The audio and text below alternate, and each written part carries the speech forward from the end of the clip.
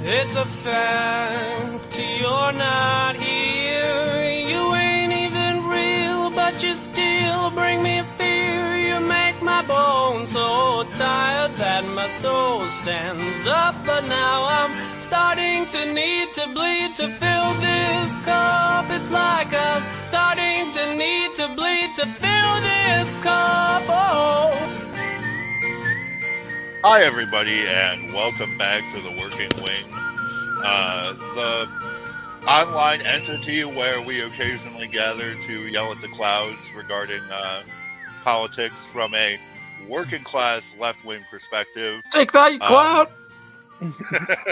My name is Tim Schultz, and joining me, as always, my dear friend, longtime debate partner, and a man who makes Hunter Biden look like Connor Roy, or maybe Kendall Roy. I'm not sure. A shitty Nepo baby look like a good Nepo baby. Killian Collins is here. Well, thanks a lot, Tim. Good to see you as always. Good to see you as always. Yes. Keep the Marcus Beers tradition in. Marco. Yes, and we're both representing local local sports entities. Yeah, that's like good Americans here. You know, hey, we have to fit in with the public somehow. But yeah, we are here, and we are here to talk about not the World Economic Forum this time, but the remainings of the Twitter files, what it means, what impact it has, what it's meant, things we've talked about and argued about before it, and what we kind of want to do, what we kind of expect a government to do with the power of social media. Right, exactly. It's a complicated, evolving relationship that kind of feels like it's going to be headed towards some kind of inflection point in the near future. So we will get into that as well. So yeah, the first thing. All right, actually, I want to hear from you about this. Kelly, what is your understanding of Hunter Biden, his laptop, how the story broke on Twitter, all of that? Like what is your general understanding of the entire situation? Well, my understanding of the Hunter Biden laptop situation is that there was this laptop that was left at this computer supply store, like at this repair shop, like however long ago. Dude had it. It had been uncovered by the New York Post in 2020. They were going to run with it, and that was kind of the start of like there being censorship from private platforms like Twitter. I think other ones followed suit as well. Well, except right, yes. Like depending, but there was information from like various like intelligence agencies that were saying it was misinformation. There was and there was, of course, there was a lot of like mainstream platforms trying to take that down, saying it was misinformation. And I think that was well, we should be clear. We should be clear about what actually happened, because the word censorship does get thrown out a lot in relation to this story. But it should be clear that the New York Post article was never actually banned from being posted on Twitter. That never happened. People were able to share the link to the story on their Twitter feeds. It contained a message, a warning message that they had put up, indicating that it might be that there was a strong possibility that it was misinformation deriving from hacked materials. So that's not. I guess you can say it's not censorship, but what do you call that? I call that content moderation, I guess, because like censorship is like when you censor something, you make it so that no one can access it. You eliminate the information. So would it be fair to call it limited censorship? I mean, I suppose, because it is putting a scarlet letter on something and saying that like you shouldn't believe this. I mean, it was. I mean, well, part of it was true though. Like the article was written based on hacked materials that were later verified to be mostly true, but like the New York Post did just like hack Hunter Biden's laptop and write a story about what they found. I guess, Tim, but it's like, here's the thing. We don't do this for like definitely like intelligence modified stories where we go like, oh yeah, this is like one unidentified intelligence source and we're running with it because it fits a narrative that we love. But like we don't put that warning in front of those things. They're not going to use it in terms of like what's fair and what's You're what's right. actually reliable information. They're going to use it based on what's good for their purposes. They want that's not what this is. Because like the thing is they don't really care about like that kind of information they don't really care about like the integrity of that information. Right. And it should be also noted that I believe the action of having the warning attached to that story on Twitter lasted for roughly 24 hours. And then it was just a regular story on Twitter. Yeah, but well, also like regardless too, there was a lot of sense like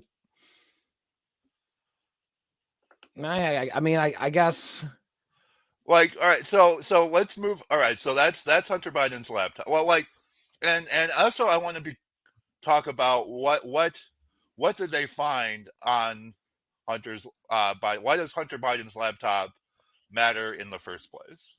it just makes him look like a bad guy. That's basically it. It makes Joe Biden look like an incompetent father. That's like the worst political use of it, but they're going to run with Well, it. the political use they made of it was the whole Ukraine energy board thing. Right? I mean, that is pretty damning too. Yeah. Well, the part I feel like they were trying to run with was like the cracks. The part they tried to run with was a single email that they found on this laptop where one of Hunter's bosses at the Russian-Ukrainian company, of the Ukrainian energy company, Burisma, thanked Hunter Biden for introducing him to his father at a party in Washington, D.C. And that's really the only email out of the entire bunch that shows a link between Hunter Biden's obviously Hunter Biden has zero qualifications to be working in the energy industry. Should be making that kind of money. And was commanding a $500,000 a year salary from this energy company. He is a nepo baby whoring out his last name. It also could be like thousands of people. But I'm saying my conclusion from reading all of this is that as far as like an influence whoring nepo baby, he's actually very bad at it and proved to be a bad investment for the company that he worked at. Well, yeah, Tim. I mean, he wasn't meant to be like, he wasn't an investment. He was a bribe, Tim. Like that's what people are saying. A bribe to what end though? A bribe to what end? It's like, yeah, a bribe to the end of like him and his family are playing ball with all of this. Like he's getting what's the ball here? Well, I mean, like how much? I mean, how much have we given to Ukraine and like in weapons and all this stuff? I mean, well, what's our kind of relationship we have with Ukraine where we're defending it all the time? I mean, yeah. I mean, it's to what end is that it's like they have a relationship with the vice president of the United States to the fact of like now he's the president of the United States and they're at war with Russia and they're the entire giant they're the giant they're leaning on. So, I mean, like, to me, yeah, it's like, yeah, there's a quid pro quo there, Tim, of like, yeah, there's that kind of relationship that like Ukraine and the United States have because, yeah, the son of the vice president was sitting on this like energy board where he shouldn't have been paid this kind of money, first of all, and he wasn't qualified to do it. So why would they put him there? Because of what his last name is and who's going to take care of them. Right. Except I will also point out though that all of the Hunter Biden's employment lasted for about 2 years between 2014 and 2016. It's a lot of money. It hasn't had like it's $1 million that he was paid over the course of 2 years. And it happened over a decade ago under a completely different Ukrainian administration. It should also be noted. I mean, I guess it is a different administration, but it's still just kind of. I mean, it kind of speaks to the fact of like you're trying to say that like it wasn't enough money to be bribing someone else. I'm saying it was obviously he was trying to sell. He was whoring out his name to get ahead, and he got a good little payout off of it. But I am saying that, like, as far as the contents of his laptop, his work laptop reveal, he only really was able to introduce like one important person to his dad, and they had a conversation once. And whether that proved to be like politically like in the terms of geopolitics, was that a major factor Yeah, in really determining anything. I think the relationship between the Ukraine and the United States is complex and a fascinating topic in and of itself. yeah. But I really think Hunter Biden is just like the tiniest little player in that entire story. Yeah, it's a corrupt place. He's there's plenty of people like him who are moved in to get a buck and be a patsy quick. So I mean, yeah, but honestly, Tim, I do gotta disagree with you on like I think the thing they were running on more with the New York Post on Hunter Biden's laptop was the drug shit. That's Okay. what they were. I think they were running that way more was him smoking crack and like being all like just having his like David Hasselhoff drunk eating a burger moments.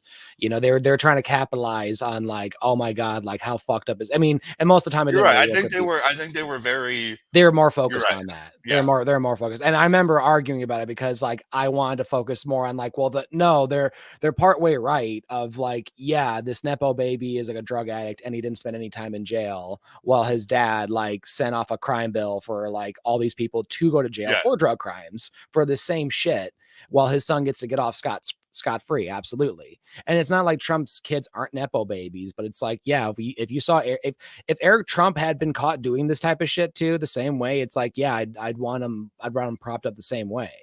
Like, yeah, I'd be trying to, I'd be pulling the same stuff on it and going like, well, why isn't the president paying these consequences? He's going to get his kid out of jail. Why can't he get like all the kids? Why can't he get all these kids in America? Why can't he get all these like fathers that like need to be there home with their kids, like home? Why are we just not giving rehab assistance to these people instead of just like putting them in prison and making their lives just worse and worse and worse and just saying, well, I hope you dig yourself out of this fucking hole we're putting you in. that the taxpayer is paying money to put you in. Yeah. All right. So, okay. So that's kind of like where we stand with Hunter Biden. Yeah. And the original New York Post story. Yeah. Let's move on to the Twitter files, which is like basically a string of Twitter posts that recently, what was it, December of last year, shortly after Elon took over. Yeah. That a couple of journalists were given access to a bunch of Twitter's files and allowed to write little stories about it as long as they were first posted on Twitter. Yeah. Yeah. It's a big old little promoting scheme Elon has. Mr. Tweet has as of recently. Yes. So I actually the other day I took the time to sit down and read through I think most of the Twitter files. Have you read the Twitter files? I read through Matt Taibbi's. Okay. So what struck you as the most like salient and interesting points from the Twitter files? I was gonna ask you first because you seem to have scoured all of them. But well, I mean, I have to look through the emails again here. 1 second. There we go. There was a lot of stuff. I remember one of this one of them is 8th one. By 2020, requests from connected actors to delete tweets were routine. One executive would write to another, more to review from the Biden team. The reply would come back handled. Well, all right. So those specifically, it should be noted. The only tweets that were deleted in that time related to Hunter Biden were naked pictures of Hunter Biden. And Twitter has always banned, a blanket ban that they enforce universally, always banned naked pictures derived from hacked materials. If someone tried to share naked pictures of like Jennifer Lawrence from like the cell phone hacking that happened years ago, they would also So you're saying so all the steps to suppress the story and using the unsafe warnings were No, basically I'm saying that specific message of got another badge from the Biden team and another person said handled. Those were specifically related to naked pictures of Hunter Biden. okay. Okay. But you think they weren't doing anything else with? I mean, what were they? What do you? Because like the stuff was out there, like the criticism was out there all over Twitter, all over the entire right wing media sphere. It was being talked about on Fox News. It was talked about being on Newsmax. It was talked about Breitbart. Anywhere you can imagine, people were talking about the Hunter Biden laptop story.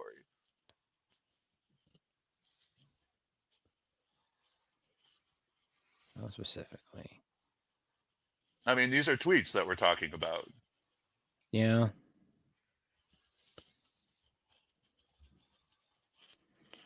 Oh.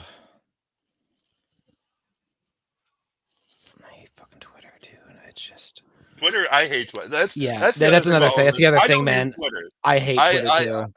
I hate Twitter. I hate Twitter. I know we're social media. We're on social media, but it's like I hate Twitter. Like I do. I hate that it's Twitter I hate is that it's awful. political. I hate that it's political. Like that's really fucked up. Like the fact that Parks and Rec got it right with that one show that Joan show host character they had saying like I guess Twitter's a thing now. Like like we just take questions off of Twitter. Like what is this? Like Yes. One of the only times I ever used Twitter was to tweet a question to Barack Obama during a like national debate, asking him what he was going to do about student debt. did he use it, Tim? No, they did not use it. I wonder why.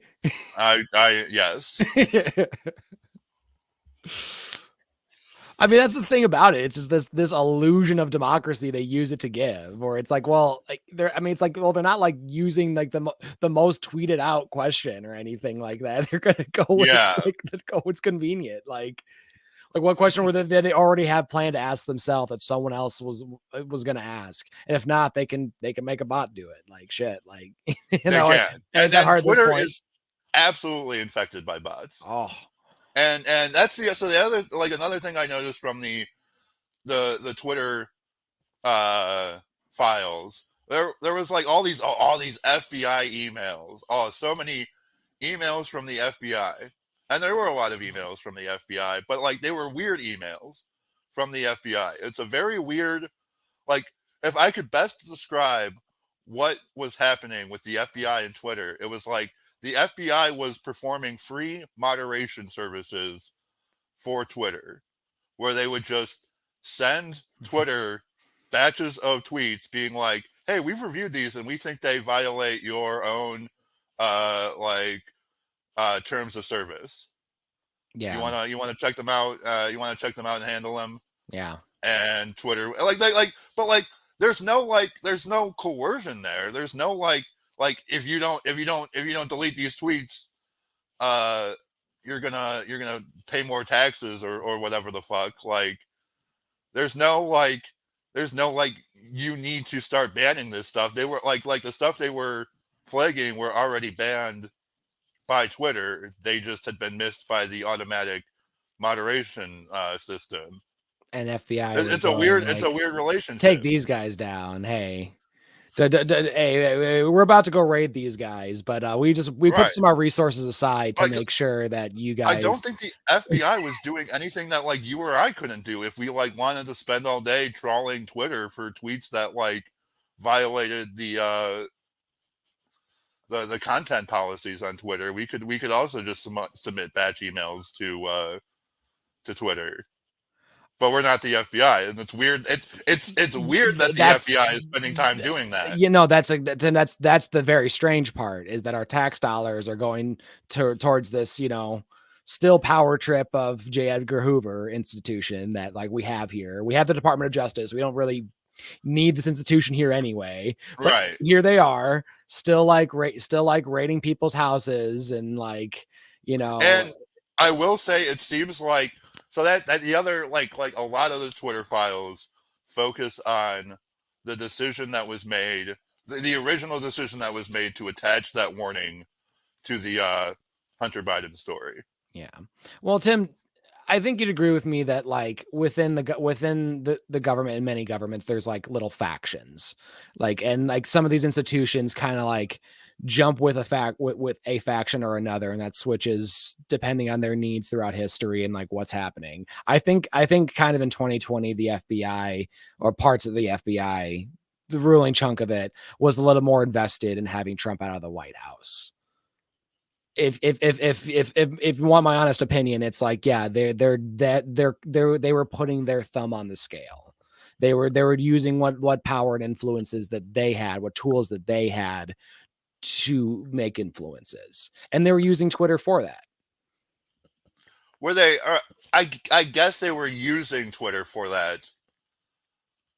I can't dispute that they were using Twitter for that. But they use everything. It didn't work. I think if they were trying to put their thumb on the scales of the election, I think they were putting their thumb on the wrong thing, because encouraging them to attach that warning to the Hunter Biden story, like ahead of any kind of like review, or now like they didn't really know what the story was when they did that. They had been primed by the FBI to suspect that it was misinformation, but that decision exploded the reach of the story far beyond like their decision to do that became the story. Yeah. And made it way bigger than just, oh, Hunter Biden's laptop had an email talking about meeting Biden once. Yeah. I mean, honestly, Tim, the thing I was hearing about more, like I heard about that like in little circles, but like, well, we heard about that later when Trump was caught trying to bribe Zelensky to give him more information about the Hunter Biden situation, because like the laptop really didn't have much, and that was that whole conversation where Trump was threatening to withhold aid money to Ukraine. The laptop came out after all that happened, because that's what he got impeached over, and that was right. Like, yeah, no, that happened. You're right. This politics has been such a fucking mess lately. Yeah, 2020 was a blur, but I remember 2020 pretty well. But like it was a blur. But I remember what this like, because like that whole thing with Trump and Zelensky happened like in 2019. You're right. And then because I remember in like 2020, Bernie Sanders had to go. He wasn't in Iowa. He had to be in there for the impeachment. He had to be in Washington for the impeachment. Biden was able to be in Iowa. And yeah, then later on, and like, because like this whole Hunter Biden laptop thing came out, that was like an October surprise. So that's because that's what was the thing about before all this was happening. This was then within 3 weeks of the election. Yes. So that's why it was so pivotal. Like that's why like all these decisions are just so. That's why it has more impact, is because it's the fervor of the election, and the election was still very close.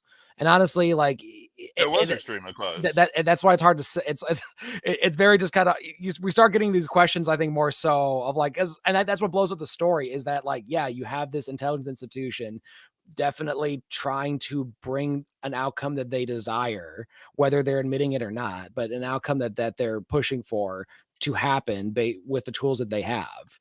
And like by trying to like make sure some information is taken seriously and some of it isn't taken as seriously. And that's the thing, whether or not there's like hacked materials that come out that like are true or aren't true.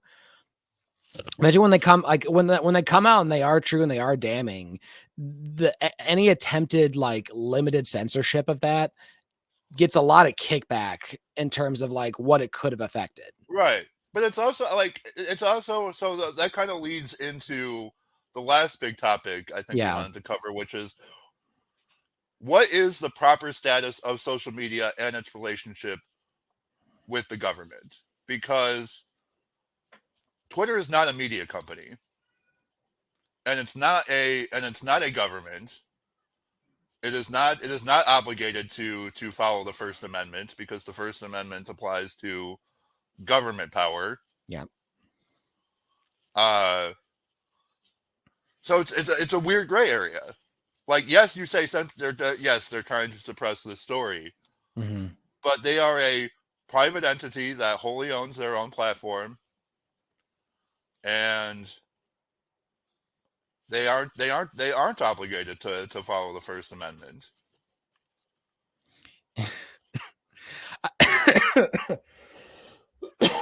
So then, like, I think and that's just entitled to like a private institution. Like, but why? But shouldn't we say that?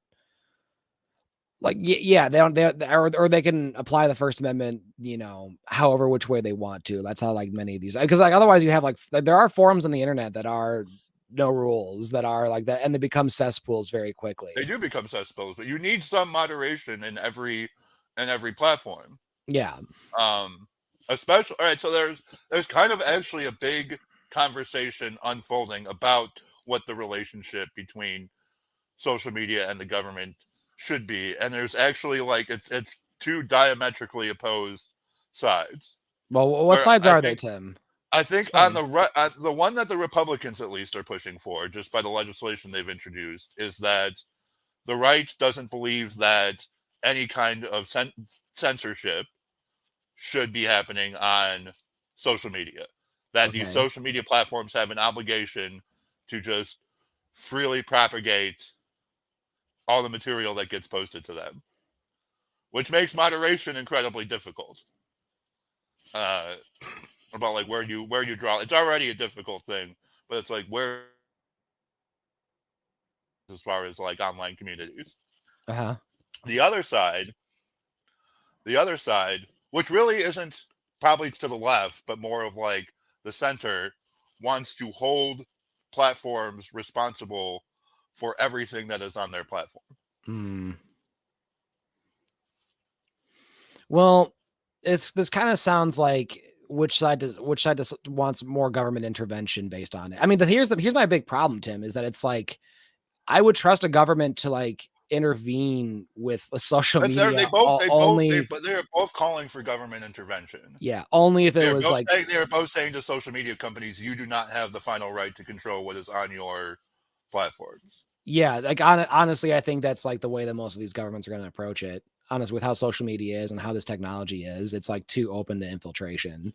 Like it's like it really is. It's too open to fuck with. And I think that's what each of these camps are considering with this technologies. It's like, yeah, it's way too easily accessible to too many people, and it's like we like there's always going to be like, no matter what country you're in, there's going to be this country or that country saying we don't want you to see this, we don't want you to see that, and it's going to vary, and it's all going to be unfair.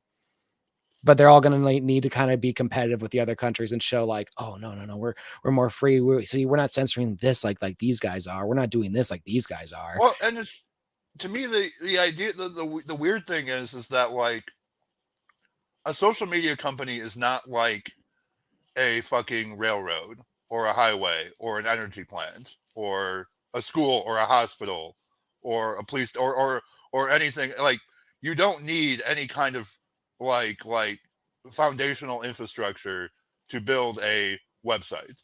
Yeah, and if you do rely on Twitter for your career, you don't have a real job. Right. Well, and like if Twitter falls, another social media company is gonna, and if people don't like what's on Twitter, someone else can just start a new website.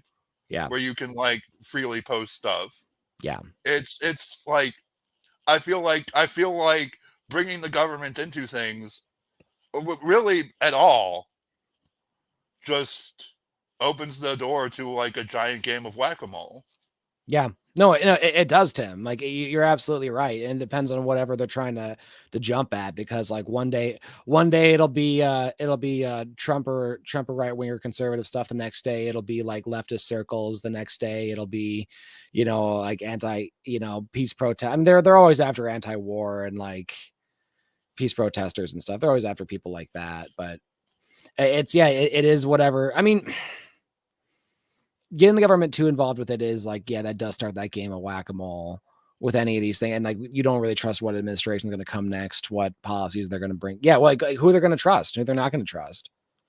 It's a dangerous game that way. And with the private sector, it's also, you trust like maniacs like Elon Musk to run it. I don't trust. Right. Like also, but as soon I as didn't trust Elon Musk started taking over, I started hearing about all these other websites that people were planning on moving to. Right. And then I think he calmed down a little bit. And right. I didn't trust things Jack Dorsey normalized. either. I didn't trust any of these. No, I don't fucking trust people. Jack Dorsey. I don't trust any. I don't trust Mark Zuck or the Chinese government or any of the people that run these social media companies.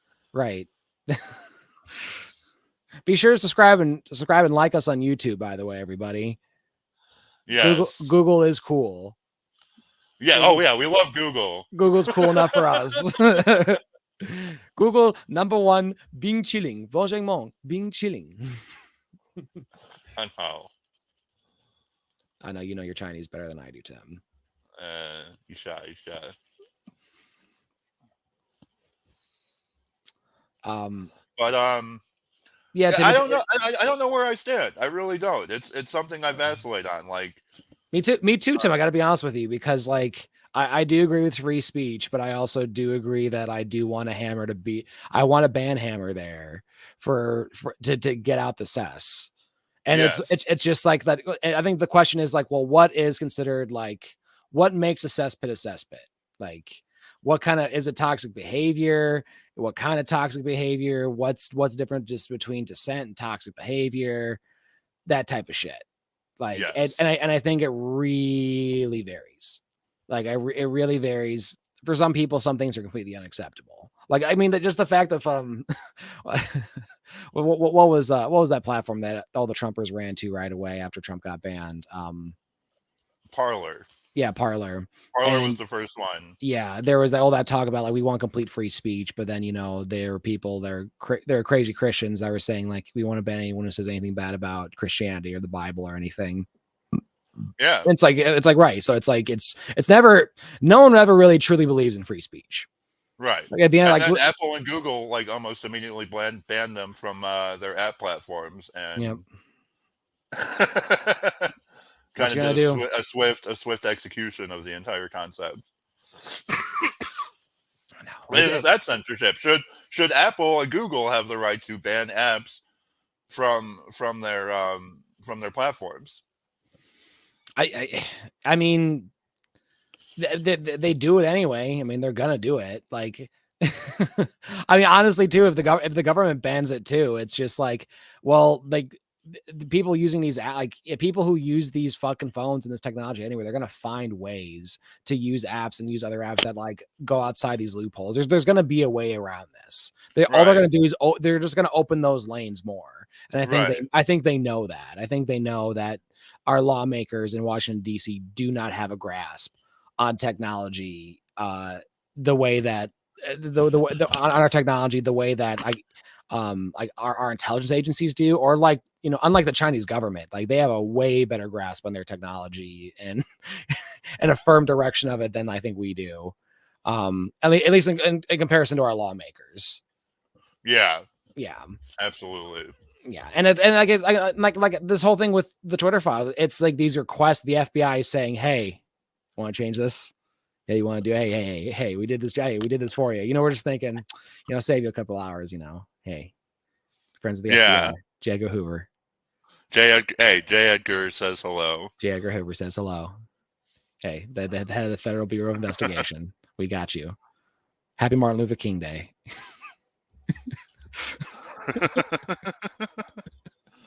It's my favorite. So seeing these institutions just go like, oh yeah, Malcolm X, brother, love him. It's like, yeah, love Malcolm X. Brother. Yeah. I mean, I'm like, yeah. You guys always think, huh? They don't even really love MLK. No, they don't. People don't talk about what MLK was like actually about. No, dude, they don't want to talk about what he was about at the end at all. Like, they don't want to talk about how he died showing up for a picket line. Yeah, no, he was marching for workers' rights. We don't want to talk about that. No, they don't want to talk about that redistribution of economic power. but we will though.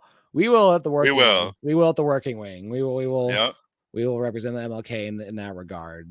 It's the least we can. It's the least we can do. Least we can do. While we talk about, and the FBI, when we only can hope. We can only hope that our podcast is more advertised in the next Twitter files when the FBI gives Twitter, gives YouTube a list of some podcasters, is kind of buried down. Just keep an eye, do not amplify. Do not amplify these guys, if you could. Hey, wink, nod, hey, guys are some misinformation, maybe potentially. We're not too worried about it. Yeah. They said they said we don't really feel a certain way about MLK, and that just hurt us, man. That just hurt us real bad here. I mean, like, bro, we're the FBI. We made mistakes. We ain't perfect. We're only human. I mean, like, we didn't mean to like send that letter to MLK to like urging him to kill himself, bro. Like, we were like real. I mean, bro, we were just like all fucked up at the time, man. Like, we were drinking. We were like, what? Our friends, the CIA, they were dropping LSD all the time, bro. Like, we were rolling with some crazy cats, man. It's like, but we here at the FBI. All right, I'm gonna stop this. I'm having too much fun with that. Yeah, so I think I think we're all fucked, and Twitter sucks. Yeah, Twitter really sucks, everybody. Like, it was kind of hard to shift through. It's sad that like journalists have to go on here to like get a story talked about. Like, that's kind of, it's like, I mean, I guess the sad part about it is it's like a newspaper that's like around, where it's like, well, all these voices are going to get to it and everyone has access to it, even though all these things are harder to access day by day. Like, the fact we have to subscribe to the New York Times to like even just read what the fuck's on their website is already, it's getting bad out here, folks. It's getting this access of information, it's getting worse and worse and worse. And yeah. Other news. Sorry. I was gonna say, like, what are we gonna do? We're gonna need like local TV, access to whatever technology is access to us. We need to take over local TV stations, like the conservatives took over AM radio. All right, like, they took over a dying technology to get to the older population that wanted to feel nostalgic, and that's what we maybe need to get on. And let's do it, ladies and gentlemen. Let's buy all those old local stations. Let's get ourselves all fucking old Rupert Murdoch and like Vince McMahon Sr. We're gonna go out there. We're gonna go out there and take these businesses like it's not like it's 1965. Hey, we're gonna get out there. We're going to get out there. We're going to do it. We're going to get all those local TV stations. We're going to spread leftism around. We're going to get people excited. They're going to be excited about the working people. We're going to get working people excited to go, we're part of the IWW, and we don't care what you think. Give me a hell yeah. Hell yeah. Hell yeah. I think that's the perfect place to stop. That will do it for us for this time. Remember, if you like this, remember to like, subscribe, share it with a friend. I don't know how stuff works anymore, but we're around. We'll be around. At some point, we're going to talk more Star Wars or once I can bully Killian into watching more of it. Yep. And we will be back as whenever the whim strikes us or the need arises. We will be back, and until then, keep working. Keep on working.